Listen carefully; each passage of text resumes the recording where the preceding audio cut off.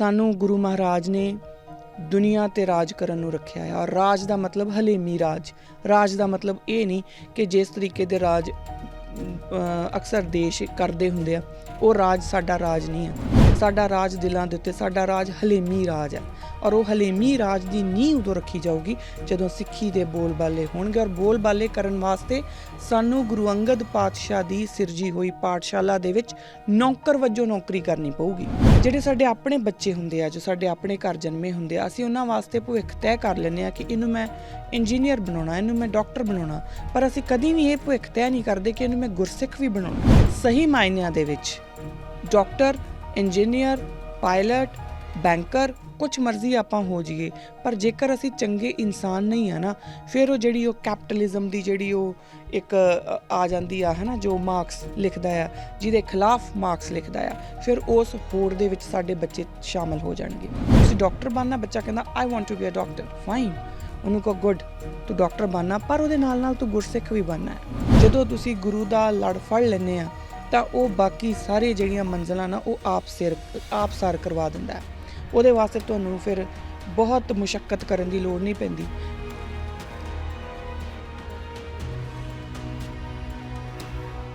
ਵਾਹਿਗੁਰੂ ਜੀ ਕਾ ਖਾਲਸਾ, ਵਾਹਿਗੁਰੂ ਜੀ ਕੀ ਫਤਿਹ। ਕਿਰਦਾਰੇ ਖਾਲਸਾ ਦੇ ਅੱਜ ਦੇ ਇਸ ਐਪੀਸੋਡ ਦੇ ਵਿੱਚ ਮੈਂ ਕਿਰਨਪ੍ਰੀਤ ਕੌਰ ਆਪ ਸਭ ਦਾ ਬਹੁਤ-ਬਹੁਤ ਸਵਾਗਤ ਕਰਦੀ ਹਾਂ ਜੀ।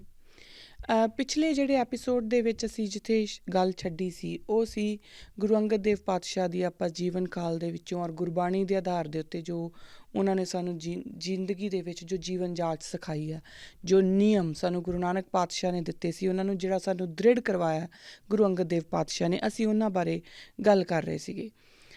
ਪਿਛਲਾ ਜਿਹੜਾ ਐਪੀਸੋਡ ਸੀ ਉਹਦੇ ਵਿੱਚ ਅਸੀਂ ਦੋ ਮੁੱਦਿਆਂ ਦੇ ਉੱਤੇ ਗੱਲ ਕੀਤੀ ਸੀ। ਇੱਕ ਤਾਂ ਹੁਕਮ ਮੰਨਣ ਦੇ ਉੱਤੇ, ਤੇ ਦੂਸਰਾ ਪਾਠਸ਼ਾਲਾ ਦੇ ਉੱਤੇ, ਕਿ ਗੁਰੂ ਅੰਗਦ ਦੇਵ ਪਾਤਸ਼ਾਹ ਦੀ ਜਦੋਂ ਆਪਾਂ ਜੀਵਨ ਦੇ ਉੱਤੇ ਝਾਤੀ ਮਾਰਦੇ ਹਾਂ ਤਾਂ ਸਾਨੂੰ ਪਤਾ ਲੱਗਦਾ ਕਿ ਉਹਨਾਂ ਦਾ ਜਿਹੜਾ ਜੀਵਨ ਪੂਰਾ ਦਾ ਪੂਰਾ ਜੀਵਨ ਕਾਲ ਜੋ ਹੈ ਉਹ ਹੁਕਮ ਮੰਨਣ ਦੇ ਉੱਤੇ ਨਿਰਭਰ ਕਰਦਾ ਰਿਹਾ ਹੈ। ਔਰ ਉਸ ਤੋਂ ਬਾਅਦ ਅਗਰ ਜਦੋਂ ਅਸੀਂ ਉਸ ਤੋਂ ਅੱਗੇ ਚੱਲਦੇ ਹਾਂ ਤਾਂ ਫਿਰ ਇੱਕ ਗੱਲ ਜਿਹੜੀ ਆਉਂਦੀ ਹੈ ਉਹਨਾਂ ਦੀ ਪਾਠਸ਼ਾਲਾ ਦੀ ਆਉਂਦੀ ਹੈ। ਹੁਣ ਪਾਠਸ਼ਾਲਾ ਦੇ ਨਾਲ ਹੀ ਗੱਲ ਚੱਲੂਗੀ, ਉਦੋਂ ਗੁਰਮੁਖੀ ਦੀ ਗੱਲ ਵੀ ਚੱਲੂਗੀ।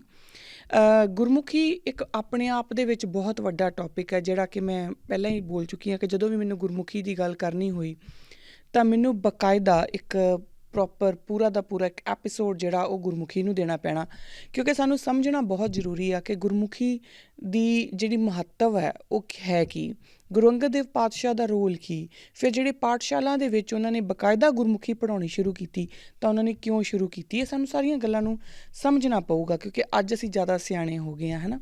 ਸਾਨੂੰ ਇਹ ਲੱਗਣ ਲੱਗ ਗਿਆ ਕਿ ਅਸੀਂ ਆਪਣੇ ਗੁਰੂਆਂ ਨਾਲੋਂ ਵੱਧ ਸਮਝਦਾਰ ਹਾਂ। ਸਾਨੂੰ ਇਹ ਪਤਾ ਲੱਗਣ ਲੱਗ ਗਿਆ ਕਿ ਕਿਹੜੀ ਭਾਸ਼ਾ ਜਿਹੜੀ ਆ ਉਹ ਠੀਕ ਆ, ਕਿਹੜੀ ਨਹੀਂ ਠੀਕ, ਕਿਹੜੀ ਸਿੱਖਣੀ ਲਾਜ਼ਮੀ ਆ, ਕਿਹੜੀ ਸਿੱਖਣੀ ਨਹੀਂ ਲਾਜ਼ਮੀ। ਤਾਂ ਇਹ ਸਾਰੀਆਂ ਗੱਲਾਂ ਦੇ ਜਿਹੜੇ ਹੱਲ ਜਦੋਂ ਆਪਾਂ ਜਵਾਬ ਲੱਭਾਂਗੇ ਤਾਂ ਸਾਨੂੰ ਬਕਾਇਦਾ ਗੁਰੂ ਅੰਗਦ ਦੇਵ ਪਾਤਸ਼ਾਹ ਦੀ ਜੀਵਨੀ ਦੇ ਉੱਤੇ ਝਾਤ ਮਾਰਨੀ ਪਊਗੀ।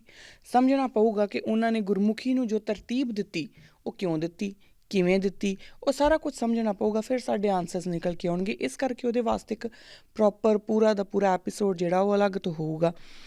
ਮੈਂ ਆਸ ਕਰਦੀ ਹਾਂ ਕਿ ਅਗਲਾ ਜਿਹੜਾ ਐਪੀਸੋਡ ਆ ਉਹ ਮੈਂ ਗੁਰਮੁਖੀ ਦੇ ਉੱਤੇ ਹੀ ਰੱਖੂੰਗੀ।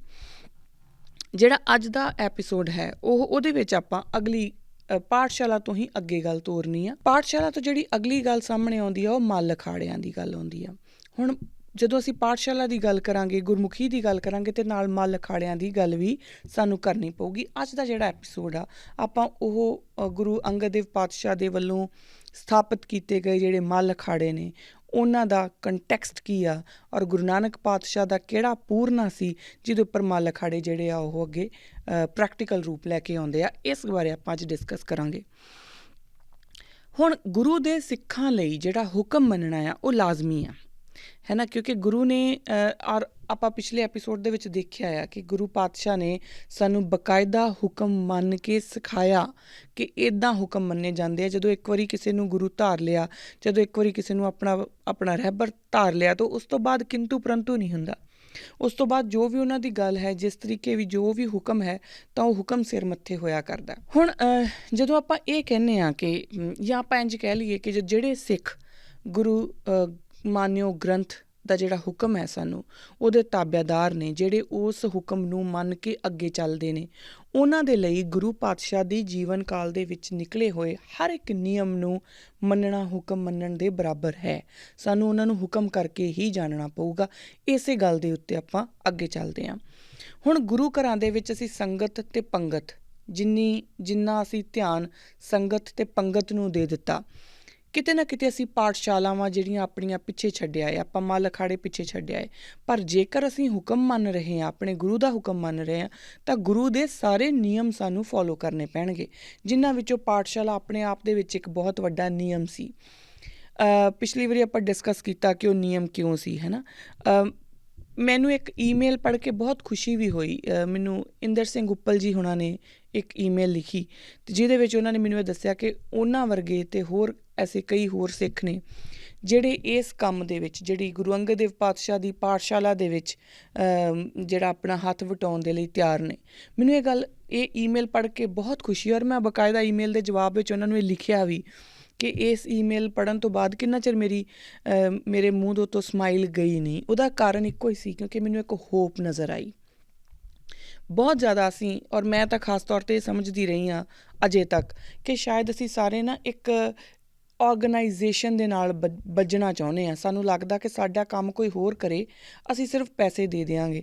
ਪਰ ਜਦੋਂ ਉੱਪਲ ਸਾਹਿਬ ਹੋਣਾ ਵਰਗਿਆਂ ਦੀਆਂ ਈਮੇਲਸ ਆਉਂਦੀਆਂ ਨੇ ਔਰ ਉਹ ਦੱਸਦੇ ਨੇ ਕਿ ਅਸੀਂ ਵੀ ਇੱਦਾਂ ਹੀ ਕਰਨਾ ਚਾਹੁੰਦੇ ਹਾਂ, ਅਸੀਂ ਵੀ ਚਾਹੁੰਦੇ ਹਾਂ ਕਿ ਜਿਹੜਾ ਆਮ ਸਿੱਖ ਹੈ, ਜਿਹੜਾ ਗੁਰਸਿੱਖ ਬੱਚੇ ਨੇ ਪਰ ਉਹਨਾਂ ਦੀ ਕਿਤੇ ਤੱਕ ਪਹੁੰਚ ਨਹੀਂ, ਉਹਨਾਂ ਨੂੰ ਅੱਗੇ ਲਿਆਂਦਾ ਜਾਵੇ, ਤਾਂ ਯਕੀਨ ਮੰਨਿਆ ਜੇ ਕਿ ਬਹੁਤ ਖੁਸ਼ੀ ਹੁੰਦੀ ਆ। ਉਦੋਂ ਲੱਗਦਾ ਆ ਕਿ ਜਿਹੜਾ ਅੱਧਾ ਪੌਣਾ ਘੰਟਾ ਇੱਥੋਂ ਬੋਲ ਕੇ ਜਾਈਦਾ ਆ ਔਰ ਉਸ ਤੋਂ ਪਹਿਲਾਂ ਜਿਹੜੀ ਉਹਦੀ ਤਿਆਰੀ ਕਰੀ ਦੀ, ਸ਼ਾਇਦ ਕਿਤੇ ਨਾ ਕਿਤੇ ਸਾਰਥਕ ਹੈਗੀ ਆ, ਕਿਤੇ ਨਾ ਕਿਤੇ ਉਹਦਾ ਕੋਈ ਨਾ ਕੋਈ ਇੰਪੈਕਟ ਹੈ। ਮੈਂ ਉਹੀ ਗੱਲ ਅੱਜ ਫੇਰ ਦੁਹਰਾ ਰਹੀ ਹਾਂ। ਮੈਂ ਇਹ ਕਿਹਾ ਸੀਗਾ ਕਿ ਆਪਾਂ ਸਾਰੇ ਹੀ 2-2 ਬੱਚੇ ਅਡੋਪਟ ਕਰ ਲਈਏ, ਬਹੁਤੇ ਨਹੀਂ, ਸਿਰਫ 2 ਬੱਚੇ ਅਡੋਪਟ ਕਰ ਲਈਏ, ਜਿਨ੍ਹਾਂ ਦਾ ਸਾਨੂੰ ਉਹਨਾਂ ਦੇ ਕਿਸੇ ਸਰਪੰਚ ਦੇ ਨਾਲ ਕੋਈ ਲੈਣ ਦੇਣ ਨਾ ਹੋਵੇ। ਸਾਨੂੰ ਕਿਸੇ ਸਰਪੰਚ ਨੂੰ ਨਾ ਕਹਿਣਾ ਪਵੇ ਕਿ ਸਰਪੰਚ ਸਾਹਿਬ ਤੁਸੀਂ ਆਪਣੇ ਪਿੰਡ ਦੇ 2 ਹੋਣਹਾਰ ਬੱਚੇ ਸਾਨੂੰ ਦਿਓ। ਨਹੀਂ, ਸਾਨੂੰ ਬਾਕਾਇਦਾ ਇੱਕ ਤਰੀਕੇ ਦੇ ਨਾਲ, ਇੱਕ ਪਲਾਨ ਦੇ ਨਾਲ। ਉੱਪਲ ਸਾਹਿਬ ਉਹਨਾਂ ਨੇ ਮੈਨੂੰ ਪੁੱਛਿਆ ਸੀਗਾ ਕਿ ਇਹ ਕਿੱਦਾਂ ਕੀਤਾ ਜਾ ਸਕਦਾ। ਮੈਂ ਉਹਨਾਂ ਨੂੰ ਈਮੇਲ ਦੇ ਥਰੂ ਹੀ ਉਹਨਾਂ ਦਾ ਜਵਾਬ ਵੀ ਦਿੱਤਾ ਕਿ ਐਕਸ਼ਨ ਪਲਾਨਸ ਹੈਗੇ ਆ, ਹੈ ਨਾ, ਪਰ ਉਹਨਾਂ ਐਕਸ਼ਨ ਪਲਾਨਸ ਨੂੰ ਅੱਗੇ ਐਗਜ਼ੀਕਿਊਟ ਕਿੱਦਾਂ ਕਰਨਾ ਡਿਪੈਂਡ ਕਰੂਗਾ ਕਿ ਸਾਡੀ ਟੀਮ ਕਿੱਡੀ ਵੱਡੀ ਆ। ਹੁਣ ਟੀਮ ਤੋਂ ਮੇਰਾ ਮਤਲਬ ਕੋਈ ਔਰਗਨਾਈਜੇਸ਼ਨ ਨਹੀਂ, ਮੈਂ ਕਿਸੇ organisation the as it is ਹਿੱਸਾ ਨਹੀਂ ਔਰ ਨਾ ਮੈਂ ਕਦੀ ਹੋਊਂਗੀ।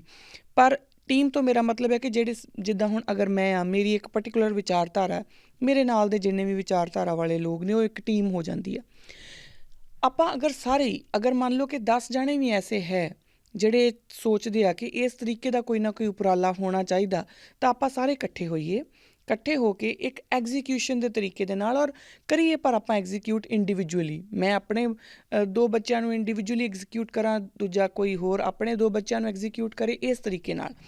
ਪਰ ਇੱਕ ਐਕਸ਼ਨ ਪਲਾਨ, ਅਗਰ ਤੁਹਾਨੂੰ ਲੱਗਦਾ ਹੈ ਕਿ ਐਕਸ਼ਨ ਪਲਾਨ ਕਿੱਦਾਂ ਹੋ ਸਕਦਾ, ਤਾਂ ਤੁਸੀਂ ਮੇਰੇ ਨਾਲ ਰਾਬਤਾ ਕਰ ਸਕਦੇ ਹੋ। ਜਿੰਨੇ ਜੋਗੀ ਮੈਂ ਹੈਗੀ ਹਾਂ, ਜਿੰਨੀ ਕੁ ਗੁਰੂ ਮਹਾਰਾਜ ਮੈਨੂੰ ਹੁਕਮ ਦੇਣਗੇ, ਜਿੰਨੀ ਕੁ ਮੈਨੂੰ ਮੱਤ ਬਖਸ਼ਣਗੇ, ਮੈਂ ਉਹਦੇ ਨਾਲ ਤੁਹਾਡੀ ਹੈਲਪ ਕਰਨ ਦੀ ਜ਼ਰੂਰ ਕੋਸ਼ਿਸ਼ ਕਰੂੰਗੀ। ਆਪਾਂ ਸੋਚ ਕੇ ਦੇਖੀਏ, ਪੰਜਾਬ ਦੇ ਵਿੱਚ ਤਕਰੀਬਨ 12,729 ਪਿੰਡ ਨੇ, ਜੋ ਕਿ ਲਿਖਤੀ ਆਉਂਦਾ।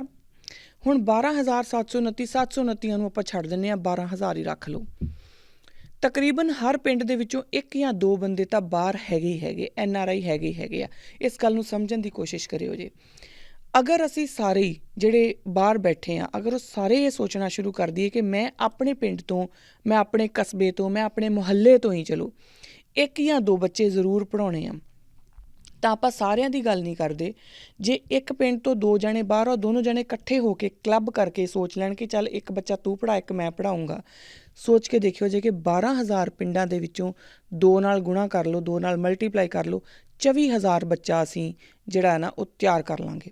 ਹੁਣ ਜਰਾ ਉਹ ਮੰਜ਼ਰ ਸੋਚ ਕੇ ਦੇਖਿਓ, ਜਦੋਂ 24,000 ਬੱਚਾ ਸਾਡਾ ਐਜੂਕੇਟਿਡ, ਵੈਲ ਐਜੂਕੇਟਿਡ ਗੁਰਸਿੱਖ ਬੱਚਾ, ਕੋਈ ਜੱਜ ਲੱਗਾ ਹੋਊਗਾ, ਕੋਈ DSP, ਕੋਈ SSP ਪ੍ਰਮੋਸ਼ਨਲ ਬੇਸਿਸ ਦੇ ਉੱਪਰ ਜਾਊਗਾ, ਕੋਈ UN ਦੇ ਵਿੱਚ ਬੈਠਾ ਹੋਊਗਾ, ਕੋਈ ਕਿਸੇ ਜਗ੍ਹਾ ਦੇ ਉੱਤੇ ਕਿਸੇ ਮੈਡੀਕਲ ਐਸੋਸੀਏਸ਼ਨ ਦਾ ਪ੍ਰਧਾਨ ਹੋਊਗਾ, ਕੋਈ ਐਗਰੀਕਲਚਰਲ ਜਿਹੜੀ ਐਸੋਸੀਏਸ਼ਨ ਹੈ ਵਰਲਡ ਵਾਈਡ, ਉਹਨਾਂ ਦਾ ਕਿਸੇ ਇੱਕ ਵੱਡੀ ਪੋਜੀਸ਼ਨ ਦੇ ਉੱਪਰ ਬੈਠਾ ਹੋਊਗਾ। ਸੋਚ ਕੇ ਦੇਖਿਓ ਜਦੋਂ ਇਹ ਮੰਜ਼ਰ ਹੋਊਗਾ, ਜਦੋਂ 24,000 ਪੱਗਾਂ ਜਾਂ ਚੁੰਨੀਆਂ ਸਾਨੂੰ ਆਸ-ਪਾਸ ਸਾਰੇ ਪਾਸੇ ਦਿਖਣਗੀਆਂ ਟੌਪ ਨੋਚ ਪੋਜੀਸ਼ਨਸ ਦੇ ਉੱਪਰ, ਉਦੋਂ ਸਿੱਖੀ ਦਾ ਜਿਹੜਾ ਉਹ ਮਹਿਲ ਹੈ ਨਾ, ਉਦੋਂ ਉਸਾਰਿਆ ਜਾਊਗਾ। ਅਸੀਂ 24,000 ਸਿੱਖੀ ਦੇ ਮਹਿਲ ਕੁਝ ਕੁ ਸਾਲਾਂ ਦੇ ਵਿੱਚ ਹੀ ਉਸਾਰ ਸਕਦੇ ਹਾਂ ਅਗਰ ਅਸੀਂ ਚਾਹੀਏ ਤਾਂ। ਪਰ ਉਹਦੇ ਵਾਸਤੇ ਸਾਨੂੰ ਜਿਹੜਾ ਇੱਕ ਦੂਜੇ ਨਾਲ ਜਿਹੜੀ ਉਹ ਖਹਿਬਾਜ਼ੀ ਆ ਨਾ, ਉਹ ਛੱਡਣੀ ਪਊਗੀ। ਸਾਨੂੰ ਇਹ ਸਮਝਣਾ ਪਊਗਾ ਕਿ ਹੋ ਸਕਦਾ ਕਿ ਕਿਰਨਪ੍ਰੀਤ ਦੇ ਵਿੱਚ ਬਹੁਤ ਸਾਰੀਆਂ ਕਮੀਆਂ ਹੋਣ, ਪਰ ਇਹਦੇ 'ਚ ਇੱਕ ਗੁਣ ਹੈਗਾ, ਚੱਲ ਮੈਂ ਉਸ ਇੱਕ ਗੁਣ ਦੇ ਨਾਲ ਕਰ ਲੈਣਾ, ਹੈ ਨਾ। ਉਹ ਇੱਕ ਗੁਣ ਨੂੰ ਮੈਂ ਅਪਣਾ ਲੈਣਾ, ਬਾਕੀ ਆਪਾਂ ਛੱਡ ਦਿੰਦੇ ਹਾਂ। ਇਸੇ ਤਰੀਕੇ ਨਾਲ ਮੈਨੂੰ ਲੱਗ ਸਕਦਾ ਕਿ ਫਲਾਣੇ ਬੰਦੇ 'ਚ ਬਹੁਤ ਕਮੀ ਆ, ਪਰ ਉਹਦੇ ਵਿੱਚ ਕੋਈ ਇੱਕ ਗੁਣ ਹੈ, ਔਰ ਉਸ ਇੱਕ ਗੁਣ ਨੂੰ ਲੈ ਕੇ ਆਪਾਂ ਅੱਗੇ ਚੱਲ ਪਈਏ। ਸਾਨੂੰ ਇਕੱਠਿਆਂ ਹੋ ਕੇ ਇਹ ਕੰਮ ਕਰਨਾ ਪਊਗਾ। ਮੇਰਾ ਇਹ ਐਪੀਸੋਡ ਖ਼ਤਮ ਹੋਣ ਤੋਂ ਬਾਅਦ ਆਪਣਾ TV ਚੈਨਲ ਜਦੋਂ ਤੁਸੀਂ TV ਆਫ ਕਰੋਗੇ ਜਾਂ ਆਪਣਾ ਰੋਟੀ ਪਾਣੀ ਖਾਓਗੇ, ਜਸਟ ਵਿਜ਼ੂਅਲਾਈਜ਼ ਕਰਕੇ ਦੇਖਿਓ ਕਿ 2-2 ਬੱਚੇ ਅਗਰ ਹਰ ਇੱਕ 12,000 ਬੰਦਾ, ਅਗਰ 12,000 ਬੰਦਾ ਜੋ ਕਿ ਪਿੰਡਾਂ ਦੇ ਵਿੱਚੋਂ ਹੀ ਆ, ਉਹ 2-2 ਬੱਚੇ ਵੀ ਅਡੋਪਟ ਕਰ ਲੈਂਦਾ ਆ, ਔਰ ਅਡੋਪਟ ਇੱਦਾਂ ਕਿ ਉਹਨਾਂ ਨੂੰ 5ਵੀਂ ਕਲਾਸ ਜਾਂ 4ਥੀ ਕਲਾਸ ਜਾਂ 3ਜੀ ਕਲਾਸ, ਜਿਹੜੀ ਵੀ ਕਲਾਸ ਤੁਹਾਨੂੰ ਲੱਗਦਾ, ਉਹਨਾਂ ਨੂੰ ਉੱਥੋਂ ਉਂਗਲ ਫੜ ਕੇ ਅਤੇ ਬਕਾਇਦਾ ਉਹਨਾਂ ਦੀ ਮੰਜ਼ਿਲ ਤੱਕ ਪਹੁੰਚਾਉਣਾ, ਹੈ ਨਾ। ਉਹਨਾਂ ਦਾ ਜਿਹੜਾ ਮੈਂਟਲ ਇੰਟਲੈਕਚੁਅਲ ਲੈਵਲ ਇਸ ਤਰੀਕੇ ਨਾਲ ਬਣਾਉਣਾ ਕਿ ਬੱਚੇ ਇਹ ਨਾ ਕਹਿਣ ਕਿ ਉਹਨਾਂ ਦਾ ਜਦੋਂ ਬੱਚੇ ਨੂੰ ਪੁੱਛੋ ਤੇਰਾ ਏਮ ਕੀ ਆ, ਤਾਂ ਇਹ ਨਾ ਕਵੇ ਕਿ ਮੈਂ ਇੰਗਲੈਂਡ ਜਾਣਾ ਆ ਜਾਂ ਮੈਂ ਅਮੈਰੀਕਾ ਜਾਣਾ ਆ। ਉਹ ਕਵੇ ਮੈਂ ਅਮੈਰੀਕਾ ਜਾਣਾ ਨਾਸਾ 'ਚ ਜਾਣ ਵਾਸਤੇ। ਉਹ ਕਹੇ ਮੈਂ ਇੰਗਲੈਂਡ ਆਉਣਾ ਆ ਕਿਸੇ ਪਰਟੀਕੂਲਰ ਯੂਨੀਵਰਸਿਟੀ ਆਕਸਫੋਰਡ ਦੇ ਵਿੱਚ ਪੜ੍ਹਾਉਣ ਵਾਸਤੇ। ਕੁਝ ਇਸ ਤਰੀਕੇ ਦੇ ਨਾਲ ਆਪਾਂ ਆਪਣੇ ਬੱਚਿਆਂ ਦੇ ਜਿਹੜਾ ਮੈਂਟਲ ਸਟੇਟ ਆ ਨਾ, ਉਹਨੂੰ ਫਾਰਮੂਲੇਟ ਕਰਨਾ ਸ਼ੁਰੂ ਕਰੀਏ। ਇਮੈਜਿਨ ਕਰਕੇ ਦੇਖਿਓ 24,000 ਪੱਗਾਂ, ਸਿਰਫ ਸੋਚ ਕੇ ਦੇਖਿਓ। ਅੱਜ ਸਿਰਫ ਸਾਡੇ ਕੋਲ ਬੜੇ ਅੱਛੇ ਜਿਹੜੇ ਸਾਡੇ ਪੋਲੀਟੀਸ਼ੀਅਨਸ ਨੇ, ਜਿੱਦਾਂ ਆਪਣੇ ਕੋਲ ਇੱਥੇ ਤਨਮਨਜੀਤ ਸਿੰਘ ਢੇਸੀ ਹੈ, ਜਾਂ ਸਾਡੇ ਕੋਲ ਹੋਰ ਵੀ ਕੈਨੇਡਾ ਦੇ ਵਿੱਚ ਹੈ, ਕਈ ਜਗ੍ਹਾ ਦੇ ਉੱਤੇ ਸਾਡੇ ਜਿਹੜੇ ਪੱਗਾਂ ਵਾਲੇ ਜਾਂ ਕੇਸਕੀਆਂ ਬੰਨ੍ਹ ਕੇ ਜਿਹੜੀਆਂ ਸਾਡੀਆਂ ਭੈਣਾਂ ਨੇ ਉਹ ਕੰਮ ਕਰ ਰਹੀਆਂ ਨੇ। ਆਪਾਂ ਇਹ ਸੋਚ ਕੇ ਦੇਖੀਏ ਕਿ ਉਹ ਦੇਖਣ ਤੋਂ ਪਤਾ ਲੱਗ ਜਾਂਦਾ ਕਿ ਇਹ ਸਿੱਖ ਆ। ਹੁਣ ਇਹ ਸੋਚੋ ਕਿ ਜੇ ਇਵੇਂ ਦੀਆਂ ਸਾਡੇ ਕੋਲ 24,000 ਪੱਗਾਂ ਪੂਰੇ ਦੁਨੀਆ ਦੇ ਵਿੱਚ ਘੁੰਮ ਰਹੀਆਂ ਹੋਣ, ਤਾਂ ਸਿੱਖੀ ਦਾ ਜਿਹੜਾ ਬੋਲਬਾਲਾ ਆ, ਜਿਹੜੀ ਆਪਾਂ ਨਿੱਤ ਦਿਨ ਅਰਦਾਸ 'ਚ ਮੰਗਦੇ ਹਾਂ, ਉਹ ਆਪਣੇ ਆਪ ਹੀ ਹੋਣਾ ਸ਼ੁਰੂ ਹੋ ਜਾਊਗਾ। ਸਾਨੂੰ ਗੁਰੂ ਮਹਾਰਾਜ ਨੇ ਦੁਨੀਆ 'ਤੇ ਰਾਜ ਕਰਨ ਨੂੰ ਰੱਖਿਆ ਹੈ, ਔਰ ਰਾਜ ਦਾ ਮਤਲਬ ਹਲੇਮੀ ਰਾਜ ਦਾ ਮਤਲਬ ਇਹ ਨਹੀਂ ਕਿ ਜਿਸ ਤਰੀਕੇ ਦੇ ਰਾਜ ਅਕਸਰ ਦੇਸ਼ ਕਰਦੇ ਹੁੰਦੇ ਆ, ਉਹ ਰਾਜ ਸਾਡਾ ਰਾਜ ਨਹੀਂ ਹੈ। ਸਾਡਾ ਰਾਜ ਦਿਲਾਂ ਦੇ ਉੱਤੇ, ਸਾਡਾ ਰਾਜ ਹਲੇਮੀ ਰਾਜ ਹੈ, ਔਰ ਉਹ ਹਲੇਮੀ ਰਾਜ ਦੀ ਨੀਂਹ ਉਦੋਂ ਰੱਖੀ ਜਾਊਗੀ ਜਦੋਂ ਸਿੱਖੀ ਦੇ ਬੋਲਬਾਲੇ ਹੋਣਗੇ। ਔਰ ਬੋਲਬਾਲੇ ਕਰਨ ਵਾਸਤੇ ਸਾਨੂੰ ਗੁਰੂ ਅੰਗਦ ਪਾਤਸ਼ਾਹ ਦੀ ਸਿਰਜੀ ਹੋਈ ਪਾਠਸ਼ਾਲਾ ਦੇ ਵਿੱਚ ਨੌਕਰ ਵਜੋਂ ਨੌਕਰੀ ਕਰਨੀ ਪਊਗੀ। ਸਾਨੂੰ ਬਕਾਇਦਾ ਇਹ ਸਮਝ ਕੇ ਕਰਨਾ ਪਊਗਾ ਕਿ ਅਸੀਂ ਉਹਨਾਂ ਦੇ ਚਾਕਰ ਹਾਂ ਔਰ ਨੌਕਰੀ ਕਰ ਰਹੇ ਹਾਂ ਅਸੀਂ ਉਸ ਪਾਠਸ਼ਾਲਾ ਦੇ ਵਿੱਚ। ਹੁਣ ਇਸੇ ਕੜੀ ਦੇ ਵਿੱਚ ਜਦੋਂ ਅਸੀਂ ਪਾਠਸ਼ਾਲਾ ਦੀ ਹੀ ਗੱਲ ਕਰੀਏ, ਜਿਸ ਤਰ੍ਹਾਂ ਮੈਂ ਗੱਲ ਕਰ ਚੁੱਕੀ ਕਿ ਅਸੀਂ ਆਪਣੇ ਜਿਹੜੇ ਗੁਰਸਿੱਖ ਬੱਚੇ ਆ ਉਹਨਾਂ ਦਾ ਮਾਈਂਡ ਟ੍ਰੇਨ ਕਰੀਏ ਕਿ ਉਹਨਾਂ ਨੇ ਇੱਕ ਪਰਟੀਕੂਲਰ ਲਕਸ਼ ਤੱਕ ਪਹੁੰਚਣਾ ਆ। ਹੁਣ ਗੁਰੂ ਪਾਤਸ਼ਾਹ ਦੀ ਜਦੋਂ ਪਾਠਸ਼ਾਲਾ ਚੱਲਦੀ ਹੋਊਗੀ ਤਾਂ ਬਕਾਇਦਾ ਐਸੀ ਹੀ ਟ੍ਰੇਨਿੰਗ, ਕਿਉਂਕਿ ਉਹਦੇ ਵਿੱਚ ਗੁਰਮੁਖੀ ਦੀ ਟ੍ਰੇਨਿੰਗ ਵੀ ਆਉਂਦੀ ਆ, ਗੁਰਮੁਖੀ ਦੀ ਟ੍ਰੇਨਿੰਗ ਹੈ ਤਾਂ ਗੁਰਬਾਣੀ ਦੀ ਟ੍ਰੇਨਿੰਗ ਵੀ ਆਉਂਦੀ ਆ, ਕੀਰਤਨ ਦੀ ਟ੍ਰੇਨਿੰਗ ਵੀ ਆਉਂਦੀ ਆ। ਇਹ ਸਾਰਾ ਕੁਝ ਕੀ ਸੀ? ਇਹ ਉਹਨਾਂ ਦਾ ਇੱਕ ਮਾਈਂਡ ਬੈਲੈਂਸ ਕਰਨ ਵਾਸਤੇ ਸੀ, ਉਹ ਮਾਈਂਡ ਜਿਹੜਾ ਸ਼ਾਰਪ ਕਰਨ ਵਾਸਤੇ ਸੀ। ਗੁਰਬਾਣੀ ਕਹਿੰਦੀ ਹੈ, ਇਹ ਮਨ ਦੇਹੀ ਸੋਧ ਤੂੰ ਗੁਰ ਸ਼ਬਦ ਵਿਚਾਰ।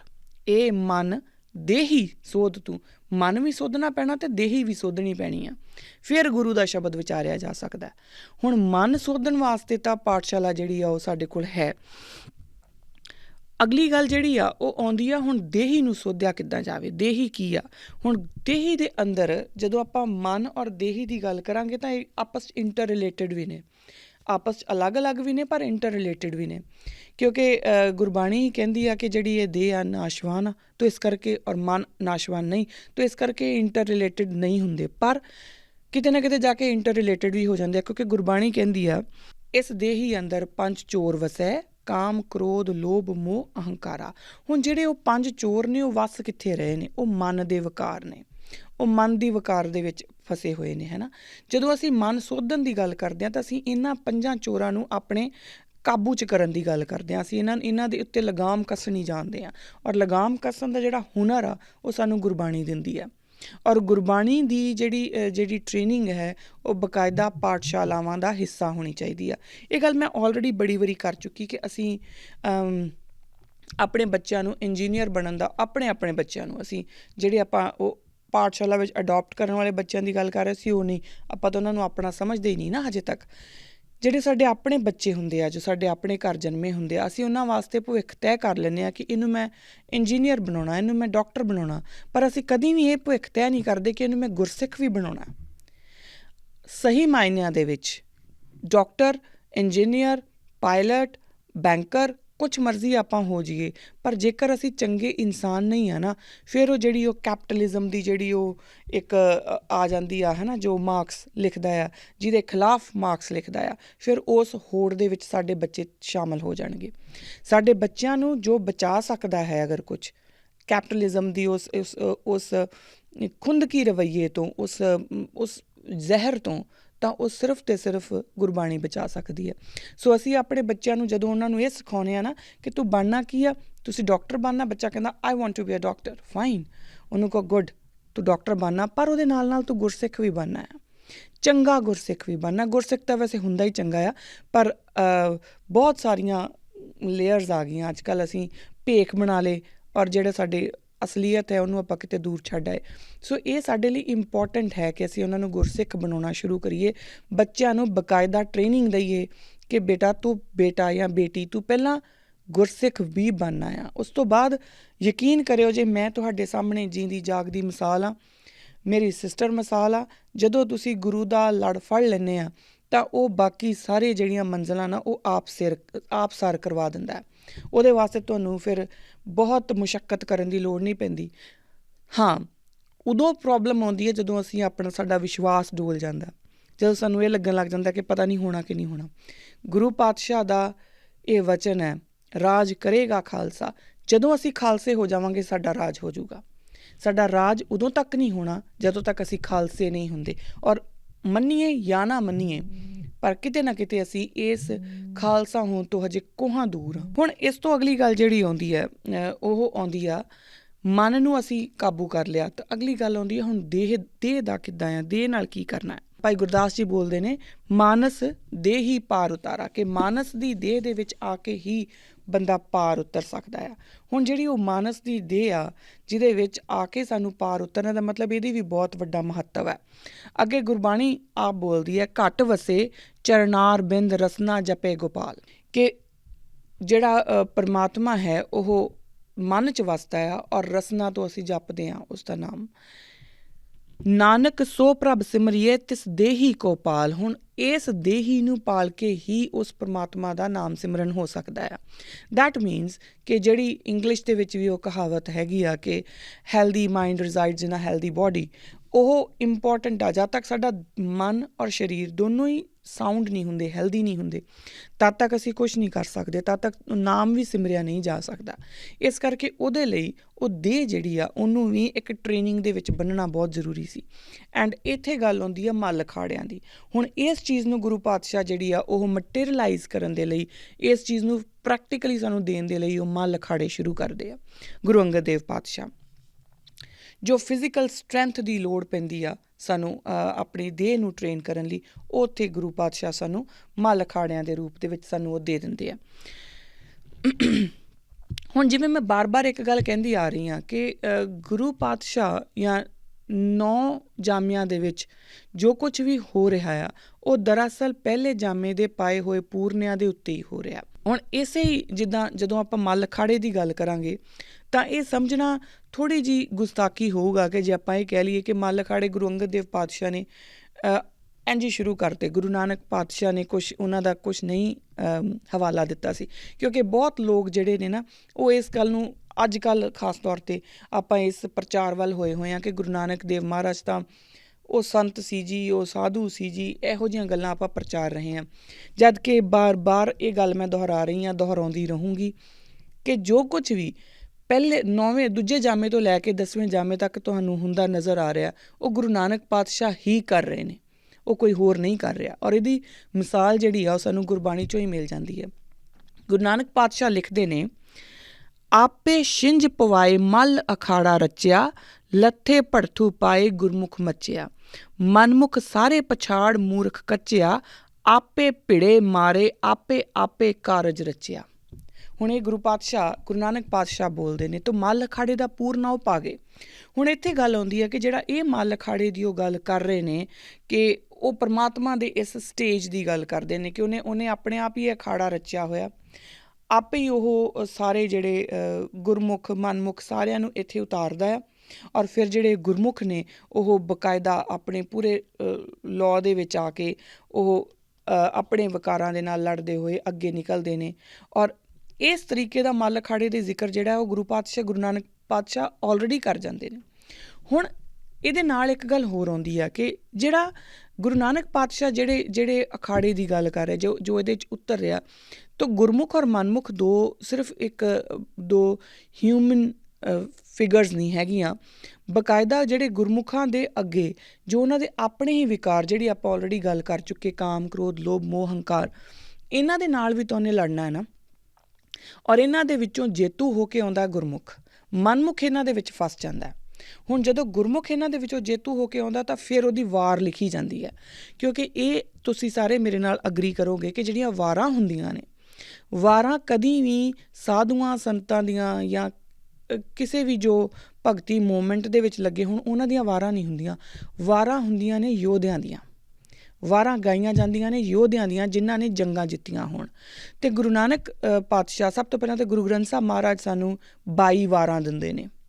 ਹੁਣ ਜੇ ਸਿਰਫ ਗੁਰੂ ਗ੍ਰੰਥ ਸਾਹਿਬ ਮਹਾਰਾਜ ਤੁਹਾਨੂੰ ਜੋ ਅਕਸਰ ਇੱਕ ਬੜਾ ਈਜ਼ੀ ਜਾਂ ਪੋਲੀਟੀਕਲੀ ਕਰੈਕਟ ਵਿਊ ਹੈਗਾ ਕਿ ਉੱਥੇ ਜੀ ਸਿਰਫ ਪਰਮਾਤਮਾ ਦੀ ਗੱਲ ਹੈ, ਬਿਲਕੁਲ ਪਰਮਾਤਮਾ ਦੀ ਗੱਲ ਹੈ, ਪਰ ਪਰਮਾਤਮਾ ਦੀ ਗੱਲ ਹੁੰਦੇ ਉਹ ਸਾਨੂੰ ਗੁਰਬਾਣੀ ਬਣਨ ਦੀ ਸੇਧ ਵੀ ਤਾਂ ਦੇ ਰਹੇ ਆ ਨਾ। ਅਤੇ ਗੁਰੂ ਗ੍ਰੰਥ ਸਾਹਿਬ ਮਹਾਰਾਜ ਦੇ ਵਿੱਚ 22 ਵਾਰਾਂ ਨੇ, ਜਿਨ੍ਹਾਂ ਵਿੱਚੋਂ 3 ਵਾਰਾਂ ਗੁਰੂ ਨਾਨਕ ਦੇਵ ਮਹਾਰਾਜ ਸਾਨੂੰ ਲਿਖ ਕੇ ਦਿੰਦੇ ਨੇ।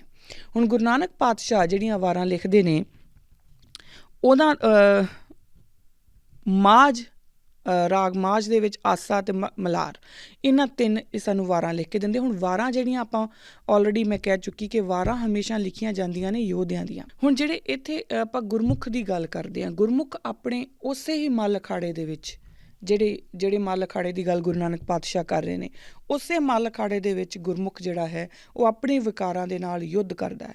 ਔਰ ਯੁੱਧ ਕਰਦੇ ਹੋਏ ਉਹ ਜਦੋਂ ਜੇਤੂ ਰਹਿੰਦਾ ਫਿਰ ਉਹ ਗੁਰਮੁਖ ਬਣ ਜਾਂਦਾ। ਔਰ ਗੁਰਮੁਖ ਜਦੋਂ ਜੇਤੂ ਰਹਿੰਦਾ ਤਾਂ ਫਿਰ ਉਹਦੀ ਵਾਰ ਵੀ ਲਿਖੀ ਜਾਂਦੀ ਹੈ।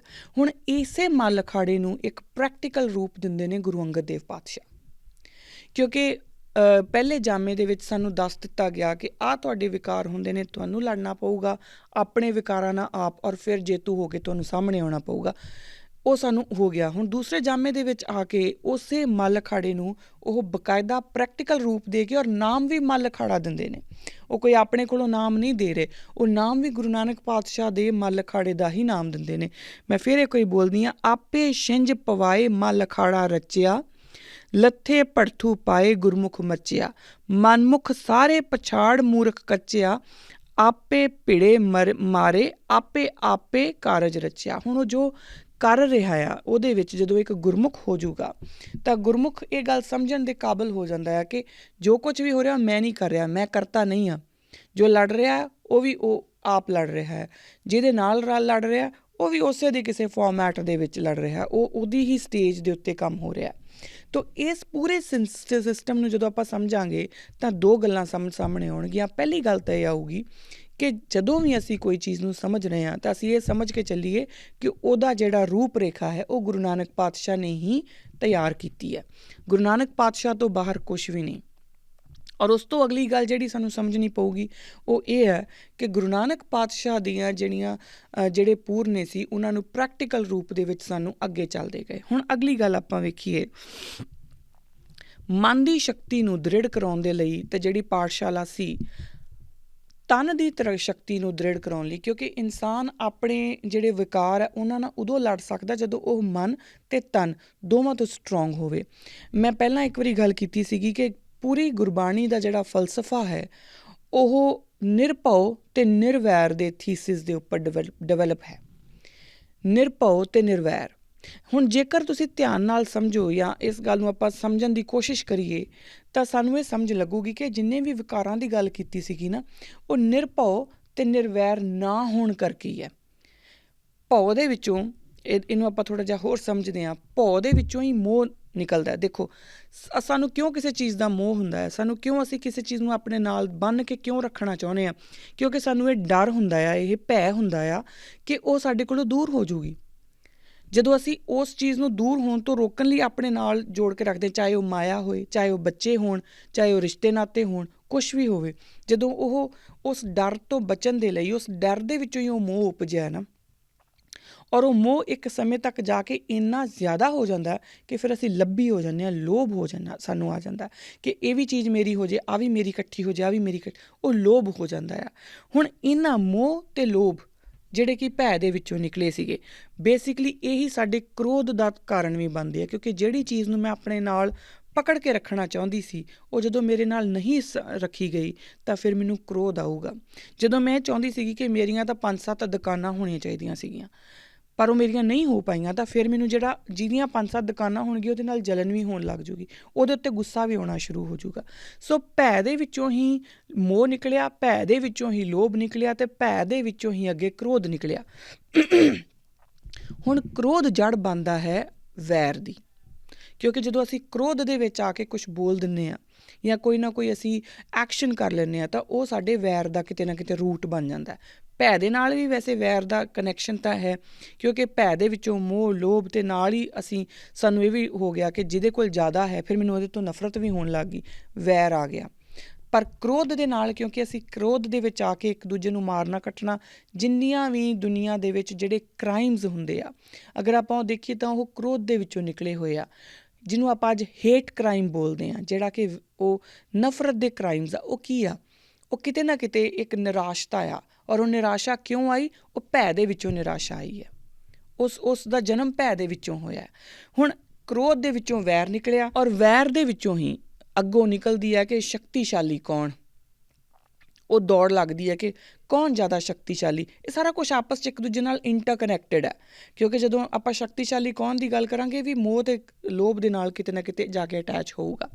ਸੋ ਉਹਦੇ ਵਿੱਚੋਂ ਦੀ ਇਹ ਨਿਕਲ ਕੇ ਆਇਆ ਕਿ ਸ਼ਕਤੀਸ਼ਾਲੀ ਕੌਣ। ਜਦੋਂ ਆਪਾਂ ਸ਼ਕਤੀਸ਼ਾਲੀ ਆਪਣੇ ਆਪ ਨੂੰ ਸਮਝਣ ਦੀ ਕੋਸ਼ਿਸ਼ ਕਰਦੇ ਹਾਂ ਜਾਂ ਆਪਣੇ ਆਪ ਨੂੰ ਦਿਖਾਉਣ ਦੀ ਕੋਸ਼ਿਸ਼ ਕਰਦੇ ਹਾਂ, ਉੱਥੇ ਸ਼ੁਰੂ ਹੁੰਦਾ ਹੰਕਾਰ। ਔਰ ਹੁਣ ਦੇਖੋ, ਕਾਮ, ਕ੍ਰੋਧ, ਲੋਭ, ਮੋਹ, ਹੰਕਾਰ, ਔਰ ਜਦੋਂ ਹੰਕਾਰ ਆ ਗਿਆ ਤਾਂ ਬਹੁਤ ਸਾਰੇ ਵਿਕਾਰ ਸਾਨੂੰ ਜਦੋਂ ਹਰ ਪਾਸਿਓਂ ਦੀ ਚਿੰਬੜ ਗਏ ਨਾ, ਅਤੇ ਕਾਮ ਕਿਤੇ ਦੂਰ ਨਹੀਂ ਰਹਿ ਜਾਂਦਾ, ਉਹ ਵੀ ਨਾਲ ਹੀ ਆ ਜਾਊਗਾ। ਸੋ ਬੇਸਿਕਲੀ ਜਦੋਂ ਅਸੀਂ ਇਹ ਦੇਖੀਏ ਕਿ ਇਹ ਜਿਹੜੇ 5 ਵਿਕਾਰ ਨੇ, ਇਹਨਾਂ ਨੂੰ ਜਦੋਂ ਅਸੀਂ ਟੇਮ ਕਰਨਾ ਜਾਂ ਇਹਨਾਂ ਨੂੰ ਕਾਬੂ ਤਾਂ ਸਾਨੂੰ ਕਰਨਾ ਕਿਸ ਤਰ੍ਹਾਂ ਪਊਗਾ? ਸਾਨੂੰ ਨਿਰਭਉ ਅਤੇ ਨਿਰਵੈਰ ਦੇ ਜਿਹੜੇ ਫਲਸਫਾ ਹੈ ਉਸ ਨੂੰ ਬਕਾਇਦਾ ਸਮਝ ਕੇ ਉਸ ਗੁਰਬਾਣੀ ਦੇ ਉਸ ਫਲਸਫੇ ਉੱਪਰ ਚੱਲਣਾ ਪਊਗਾ। ਜਿਹੜਾ ਨਿਰਭਉ ਹੈ, ਨਿਰਭਉ ਦਾ ਫਲਸਫਾ, ਉਹਦੇ ਵਾਸਤੇ ਸਾਡੀ ਸਰੀਰਕ ਸ਼ਮਤਾ ਕੀ ਹੈ, ਸਾਨੂੰ ਇਹ ਪਤਾ ਹੋਣਾ ਬੜਾ ਜ਼ਰੂਰੀ ਹੈ। ਇਹ ਗੱਲ ਤੁਸੀਂ ਸ਼ਾਇਦ ਮੇਰੇ ਨਾਲ ਅਗਰੀ ਕਰੋਗੇ ਕਿ ਸਪੋਰਟਸਮੈਨ ਸਪਿਰਿਟ ਜਿਹੜੀ ਹੈ ਨਾ, ਉਹ ਜਿਹੜੇ ਸਪੋਰਟਸਮੈਨ ਹੁੰਦੇ ਆ, ਜਿਹੜੇ ਸਪੋਰਟਸ ਖੇਡਦੇ ਆ ਲੋਕ, ਜਿਹੜੇ ਖਿਡਾਰੀ ਹੁੰਦੇ ਆ, ਉਹਨਾਂ ਵਿੱਚ ਇੱਕ ਦੂਸਰੇ ਦੀ ਜਿੱਤ ਨੂੰ ਅਪਣਾ ਲੈਣ ਦਾ ਜਿਹੜਾ ਜਜ਼ਬਾ ਹੈ ਉਹ ਆਮ ਲੋਕਾਂ ਨਾਲੋਂ ਜ਼ਿਆਦਾ ਹੁੰਦਾ ਆ। ਉਹਨਾਂ 'ਚ ਕੌਨਫੀਡੈਂਸ ਵੀ ਜ਼ਿਆਦਾ ਹੁੰਦਾ ਆ, ਉਹਨਾਂ ਨੂੰ ਆਪਣੇ ਉੱਤੇ ਪੂਰਾ ਦਾ ਪੂਰਾ ਇਹ ਵਿਸ਼ਵਾਸ ਹੁੰਦਾ ਕਿ ਅਸੀਂ ਸਭ ਕੁਛ ਕਰ ਸਕਦੇ ਹਾਂ।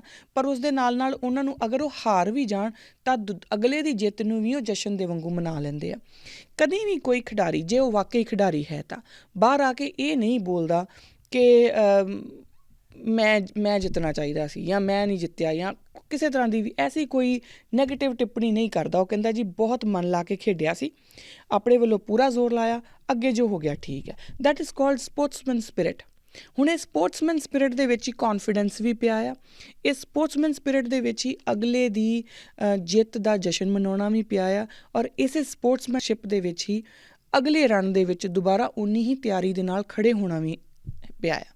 ਉਹ ਕਿਉਂ? ਕਿਉਂਕਿ ਉਹਨਾਂ ਨੂੰ ਆਪਣੇ ਸਰੀਰ ਦੀ ਸ਼ਮਤਾ ਦਾ ਪਤਾ ਹੈ। ਉਹਨਾਂ ਨੂੰ ਪਤਾ ਹੈ ਕਿ ਮੈਂ ਕਿੰਨਾ ਕੁ ਕਰ ਸਕਦਾ, ਔਰ ਉਸ ਤੋਂ ਬਾਅਦ ਅੱਗੇ ਮੈਂ ਹੋਰ ਮਿਹਨਤ ਕਰੂੰਗਾ ਤਾਂ ਹੋਰ ਕਿੰਨਾ ਕਰ ਲੂੰਗਾ। ਔਰ ਉਹਨਾਂ ਦੇ ਅੰਦਰ ਉਹ ਕੌਨਫੀਡੈਂਸ ਡਿਵੈਲਪ ਹੋ ਗਿਆ, ਕਿਉਂਕਿ ਸਭ ਤੋਂ ਵੱਧ ਕੌਨਫੀਡੈਂਸ ਸਾਡਾ ਉਦੋਂ ਡਿਵੈਲਪ ਹੁੰਦਾ ਜਦੋਂ ਅਸੀਂ ਆਪਣੇ ਆਪ ਨੂੰ ਜਾਣ ਲੈਂਦੇ ਹਾਂ। ਔਰ ਕੁਸ਼ਤੀ ਜਾਂ ਜਿੰਨੀਆਂ ਵੀ ਸਪੋਰਟਸ ਨੇ, ਉਹ ਆਪਣੇ ਆਪ ਦੇ ਵਿੱਚ ਇੱਕ ਦੂਸਰੇ ਆਪਣੀ ਸਰੀਰਕ ਸ਼ਮਤਾ ਨੂੰ ਜਾਣਨ ਦਾ ਇੱਕ ਬਹੁਤ ਵੱਡਾ ਪੈਰਾਮੀਟਰ ਹੈ। ਇਸ ਕਰਕੇ ਗੁਰੂ ਪਾਤਸ਼ਾਹ ਮੱਲ ਅਖਾੜਿਆਂ ਨੂੰ ਪ੍ਰੈਕਟੀਕਲ ਰੂਪ ਦੇ ਦਿੰਦੇ ਨੇ ਔਰ ਮੱਲ ਅਖਾੜਿਆਂ ਦੇ ਵਿੱਚ ਬਕਾਇਦਾ ਉਹ ਕੁਸ਼ਤੀ ਕਰਾਉਂਦੇ ਨੇ, ਜਿਹਦੇ ਨਾਲ ਕਿ ਜਿਹੜੇ ਗੁਰਸਿੱਖ ਨੇ ਉਹ ਆਪਣੇ ਆਪ ਨਾਲ ਹੀ ਰੂਬਰੂ ਹੁੰਦੇ ਨੇ, ਆਪਣੀਆਂ ਕਮੀਆਂ, ਆਪਣੀਆਂ ਸਟਰੈਂਥਸ, ਹਰ ਇੱਕ ਚੀਜ਼ ਦੇ ਨਾਲ ਰੂਬਰੂ ਹੁੰਦੇ ਨੇ। ਜਦੋਂ ਤੁਸੀਂ ਆਪਣੀ ਕਮੀ ਦੇ ਰੂਬਰੂ ਹੋ ਗਏ ਤਾਂ ਉਦੋਂ ਤੁਸੀਂ ਇਹ ਆਪਣੇ ਆਪ ਨੂੰ ਹੋਰ ਇੰਪਰੂਵ ਕਰਨ ਦਾ ਦਰਵਾਜ਼ਾ ਖੋਲ੍ਹ ਲਿਆ। ਮੈਕਸੀਮਮ ਲੋਕ ਸਾਡੇ ਵਿੱਚੋਂ ਜਿਹੜੇ ਨੇ ਉਹ ਆਪਣੀ ਕਮੀ ਦੇ ਕਦੀ ਰੂਬਰੂ ਹੋਣਾ ਨਹੀਂ ਚਾਹੁੰਦੇ, ਹੈ ਨਾ। ਉਹ ਹਰ ਕੋਈ ਇਹ ਸੋਚਦਾ ਕਿ ਮੈਂ ਬੈਸਟ ਹਾਂ, ਮੇਰੇ ਤੋਂ ਵਧੀਆ ਹੋਰ ਕੋਈ ਹੋ ਨਹੀਂ ਸਕਦਾ, ਬਾਕੀ ਜਿਹੜਾ ਮੈਨੂੰ ਕੋਈ ਕਹੂਗਾ ਕਿ ਨਹੀਂ ਤੇਰੇ 'ਚ ਕਮੀ ਆ, ਉਹ ਮੇਰਾ ਦੁਸ਼ਮਣ ਆ। ਜਦੋਂ ਤੁਸੀਂ ਆਪਣੇ ਰੂਬਰੂ ਆਪ ਹੋ ਜਾਂਦੇ ਆ ਨਾ, ਜਦੋਂ ਤੁਹਾਨੂੰ ਪਤਾ ਲੱਗ ਜਾਂਦਾ ਕਿ ਮੇਰੀ ਫਿਜ਼ੀਕਲ ਸਟਰੈਂਥ ਇੰਨੀ ਕਾ, ਜਾਂ ਮੇਰੀ ਫਿਰ ਮੈਂਟਲ ਸਟਰੈਂਥ, ਕਿਉਂਕਿ ਸਪੋਰਟਸ ਦਾ ਮਤਲਬ ਸਿਰਫ ਫਿਜ਼ੀਕਲ ਸਟਰੈਂਥ ਨਹੀਂ ਹੁੰਦਾ, ਮੈਂਟਲ ਸਟਰੈਂਥ ਵੀ ਹੁੰਦਾ ਆ। ਔਰ ਇਹ ਜਿਹੜੇ ਸਪੋਰਟਸ ਖੇਡਦੇ ਆ ਉਹ ਬਕਾਇਦਾ ਦੱਸ ਸਕਦੇ ਆ, ਜਦੋਂ ਉਹ ਫਿਜ਼ੀਕਲ ਐਂਡ ਮੈਂਟਲ ਸਟਰੈਂਥ ਦੋਵੇਂ ਇੱਕ ਲਾਈਨ ਦੇ ਵਿੱਚ ਆ ਜਾਣਗੇ, ਇੱਕ ਸਾਰ ਖੜੇ ਹੋ ਜਾਣਗੇ ਨਾ, ਉਦੋਂ ਤੁਸੀਂ ਇੱਕ ਸਟੈਪ ਅੱਗੇ ਵੱਧ ਜਾਂਦੇ ਆ ਸੈਲਫ ਡਿਵੈਲਪਮੈਂਟ ਦੇ ਵੱਲ।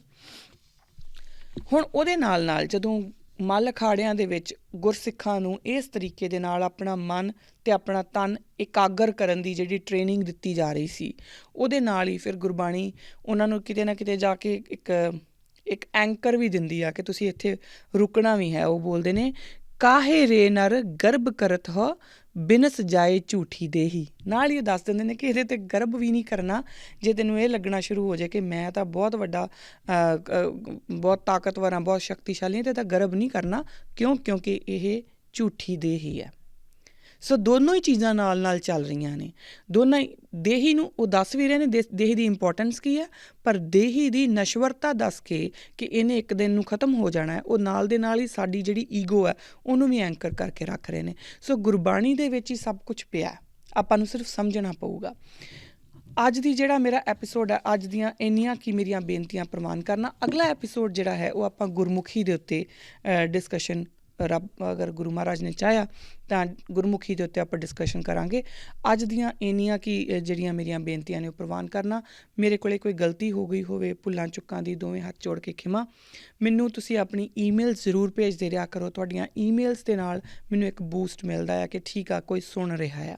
ਤਾਂ ਆਪਣੀ ਈਮੇਲ ਭੇਜਿਆ ਕਰੋ। ਤੁਹਾਡੇ ਕੋਈ ਕੁਐਸਚਨਸ ਨੇ, ਕਿਤੇ ਤੁਹਾਨੂੰ ਲੱਗਦਾ ਕਿ ਮੈਂ ਗਲਤ ਜਾ ਰਹੀ ਹਾਂ, ਤੁਸੀਂ ਇਹਨੂੰ ਠੀਕ ਕਰਨਾ ਚਾਹੁੰਦੇ ਆ, ਜਾਂ ਤੁਹਾਨੂੰ ਲੱਗਦਾ ਕਿ ਇਹ ਜੋ ਮੈਂ ਬੋਲਿਆ ਇਰਰੈਲੇਵੈਂਟ ਸੀ, ਤਾਂ ਹਰ ਇੱਕ ਤਰੀਕੇ ਦਾ ਜਿਹੜਾ ਤੁਹਾਡਾ ਫੀਡਬੈਕ ਹੈ ਉਹ ਜ਼ਰੂਰ ਮੈਨੂੰ ਭੇਜਿਆ ਕਰੋ। ਮੇਰੇ ਲਈ ਕੱਲੀ ਈਮੇਲ ਬਹੁਤ ਮੈਟਰ ਕਰਦੀ ਹੈ। ਔਰ ਮੈਂ ਕੋਸ਼ਿਸ਼ ਕਰਦੀ ਹੁੰਦੀ ਹਾਂ ਕਿ ਮੈਨੂੰ ਜਦੋਂ ਕੋਈ ਈਮੇਲ ਆਏ ਉਹਦੇ ਤਕਰੀਬਨ 24 ਆਵਰਸ ਦੇ ਵਿੱਚ ਮੈਂ ਉਹਦਾ ਰਿਪਲਾਈ ਜ਼ਰੂਰ ਵਾਪਸ ਕਰ ਦਿਆਂ। ਵੈਸੇ ਕੋਸ਼ਿਸ਼ ਮੇਰੀ ਹੁੰਦੀ ਹੈ ਉਸ ਤੋਂ ਪਹਿਲਾਂ, ਪਰ ਅਗਰ ਉਸ ਤੋਂ ਜ਼ਿਆਦਾ ਤਾਂ 24 ਆਵਰਸ ਦੇ ਵਿੱਚ ਮੈਂ ਉਹਦਾ ਰਿਪਲਾਈ ਜ਼ਰੂਰ ਕਰ ਦਿੰਦੀ ਹੁੰਦੀ ਹਾਂ। ਫਿਰ ਵੀ ਅਗਰ ਮੇਰੇ ਕੋਲ ਕਿਤੇ ਕੋਈ ਈਮੇਲ ਮਿਸ ਹੋ ਜਾਂਦੀ ਆ ਤਾਂ ਪਲੀਜ਼ ਉਹਨੂੰ 24 ਆਵਰਸ ਦੇ ਬਾਅਦ ਮੈਨੂੰ ਇੱਕ ਰਿਮਾਈਂਡਰ ਜ਼ਰੂਰ ਪਾ ਦਿਆ ਕਰੋ, ਅਗਰ ਕਿਤੇ ਹੋਵੇ ਤਾਂ। ਅਦਰਵਾਈਜ਼ ਮੈਨੂੰ ਨਹੀਂ ਲੱਗਦਾ ਕਿ ਅੱਜ ਤੱਕ ਮੈਂ ਕਦੀ ਕਿਸੇ ਦੀ ਈਮੇਲ ਮਿਸ ਕੀਤੀ ਹੋਊਗੀ। ਜੇ ਕੀਤੀ ਹੈ ਤਾਂ ਫਿਰ ਵੀ ਮੈਂ ਖਿਮਾ ਦੀ ਜਾਚਕ ਹਾਂ ਜੀ। ਅੱਜ ਦਿਓ ਮੈਨੂੰ ਇਜਾਜ਼ਤ, ਅਗਲੇ ਹਫ਼ਤੇ ਆਪਾਂ ਫਿਰ ਮਿਲਦੇ ਹਾਂ। ਵਾਹਿਗੁਰੂ ਜੀ ਕਾ ਖਾਲਸਾ, ਵਾਹਿਗੁਰੂ ਜੀ ਕੀ ਫਤਿਹ।